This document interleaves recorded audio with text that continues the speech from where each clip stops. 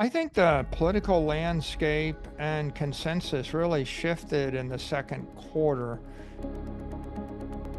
And Ethereum is not going to be approved. Sometime this summer, it'll be very clear to everyone that Ethereum is deemed a crypto asset security, not a commodity. None of them will ever be wrapped by a spot ETF. What did you get wrong, or what information changed?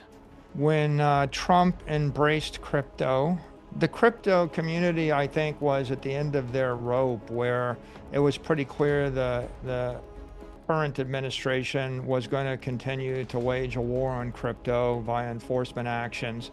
And they had nothing to lose by abandoning, the Democratic Party, and they made that decision. And then I think there was a, atmosphere of lawfare that caused Trump to decide he would be benefited to ally with the crypto community. And so that alliance formed and got progressively stronger. And I think that changed the political landscape, not just in the US, but it changed it in the world, actually. It changed the course of human history.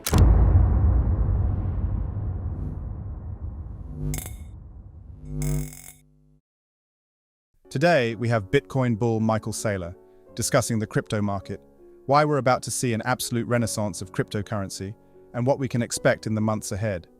Saylor admits he was wrong about his previous stance on Ethereum not being approved or wrapped in a spot ETF. This is all surrounded by the recent bullish stance Trump and many others are adopting heading into 2025. Saylor says everything in crypto is getting ready to explode, and investors need to be prepared for a tsunami of capital that's about to pour into the market. Let's get right into the latest interview with Altcoin Daily, as Michael Saylor gives his latest prediction. Don't forget to drop your comments down below and leave a like if you enjoy the content we do here. I think it changed the outcome of the election, right? I think the crypto community support actually was a material force that tipped the election, in favor of the red sweep. And I think we got a red sweep in part because of the support of the digital assets community. So I think that there were really two possible futures, two timelines in March or February of the year. And one timeline, the blue timeline, is Bitcoin motors up as the one crypto asset that's embraced as a commodity by the global community, and then everything else sits, in a gray zone, in a world of uncertainty. And I think the second timeline, the red timeline, is the war on crypto ends. We get a supportive administration, House and Senate. We get a digital assets framework. We get a framework. There's three things we need in a framework. We need a taxonomy, we need legitimacy, and we need proportionality. And a taxonomy means give me a physical, ethical definition of a digital commodity, a digital security, a digital token, a digital currency, an NFT, and a digital asset-backed token, an ABT. We need those things defined. And the second thing we need, legitimacy. We need the rights and responsibilities of an issuer, an exchange, and a holder, an owner, right? If you're a digital exchange, what can you trade? What are your responsibilities, right?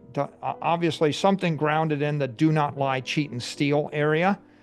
It goes beyond it, like, do you have a right to self-custody of your digital securities? Can you custody Apple stock on your iPhone? Can you custody your Apple stock on your Android phone if it's tokenized, right?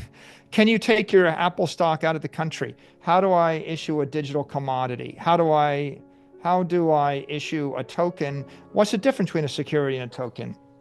Maybe a token is utility in cyberspace, and a security gives you a right to cash flows in physical space, or it gives you a right to physical property, right?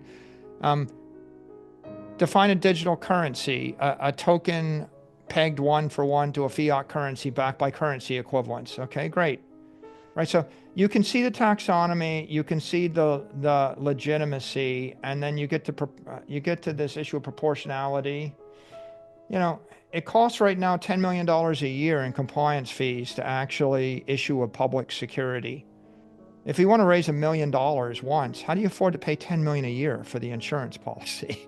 How do I raise $100,000 when it cost me $40 million to go public, right? So logic says it shouldn't cost more than 10 basis points a year to issue a security or a token or something. If I have $1 million thing, then certainly when it costs me 1% of the thing, when it costs me $10,000 a year, that's getting expensive to issue it. But at maybe $1,000, I could maybe handle a $1 million thing. Saylor challenges the conventional macroeconomic metrics, asserting that these metrics are often manipulated to paint a specific narrative, like labor statistics and inflation figures. The ongoing adoption of Bitcoin by governments, institutions, and media signifies a broader recognition of its value. However, Saylor asserts this journey is just beginning, comparing the initial years to the current widespread interest and investment, with a giant spotlight on Bitcoin ETFs. Saylor highlights this being a significant development in the financial ecosystem. I think that those ideas, the digital assets framework, the idea of proportionality, legitimacy, taxonomy, that was not going anywhere in a split Congress, in a blue-red Congress, and that caused me to be fairly pessimistic at the beginning of the year. I would have thought Bitcoin's going to grind up to 20 to 40% a year. And then everything else is just fighting a headwind, and we don't know, but it's just going to be a continual simmering, struggle. Brutal, painful struggle. But then I think things shifted in the second quarter, and then in the third quarter, and then things shifted more. And then November 5th, everything flipped to the triple red timeline. And now I think the outlook that's most reasonable is Bitcoin surges up. I mean, we saw it went from 68,000 through 100,000. Bitcoin's not growing 20 to 40% a year. It's growing like plus 20, 40 to 60% or more. Bitcoin surges. And then all the other digital assets, they have a new lease on life. At least there's an expectation of a regulatory framework coming. I can't tell you exactly, what happens next because I haven't seen the framework, right? And that has to be determined in dialogue between the White House and the cabinet and the House and the Senate and the industry. But I'm optimistic, right? And now I would say, my forecast for Bitcoin isn't that different. It's going to grow 29% ARR over 21 years to be a $280 trillion asset class and 13 million a coin. That's not that different. Maybe a little bit faster up front. Maybe I'm leaning more toward the base case to the bull case than I was leaning from the base case toward the bear case. So yeah, I'm a bit more optimistic. But I think the big major sea change is you can see $500 trillion of conventional assets getting tokenized to become digital assets. I think the issue is, why wouldn't half of the equity in the world become digital equity? Like, why wouldn't you expect to see Apple stock, Google, Amazon stock trading on your iPhone and your Android phone as tokenized security? And I would think that the path is open for stablecoin, that to go from $150 billion to $1 trillion to $10 trillion. I mean, I at this point, you define a digital currency, you peg it to the dollar, to dollar equivalents. Yeah, there ought to be a regulatory environment where a company or a bank, especially in the US, can issue a US dollar-backed stablecoin. I think there's $10 trillion of demand for that. I think that we're going to go from $100 billion to a $10 trillion industry in stablecoins. We're just waiting for the framework for the digital currency. And as you know, I don't think of Bitcoin as digital currency. I think Bitcoin is digital capital. Currency is the short-term medium of exchange pegged to the fiat currency. Capital is the long-term store of value competing with real estate and gold and high-quality equity and your art, that you're going to give to your grandchildren. I think those two are clear. I think the exciting thing, right, is defining a digital token, right? How about a token in cyberspace that has utility in cyberspace? It's not a security. It doesn't have a claim on real property or on cash flows. The great travesty of the traditional world is 0.06% of the businesses in the US can tap the capital markets. It shouldn't cost 40 million up front and 10 million a year to go public. In this context, Bitcoin emerges as an alternative, detached from the manipulations of the conventional economic sphere.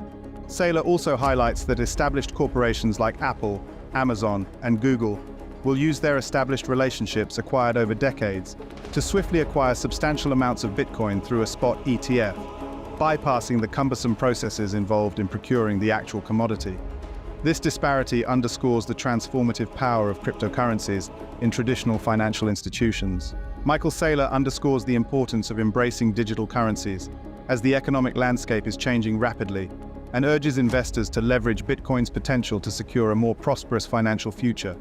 What do you think about the latest interview with Michael Saylor? And how do you think Bitcoin's trajectory in the coming months will impact the crypto market and the world of investing? Comment down below. Thanks so much for watching. Don't forget to hit the like button and subscribe for more content just like this.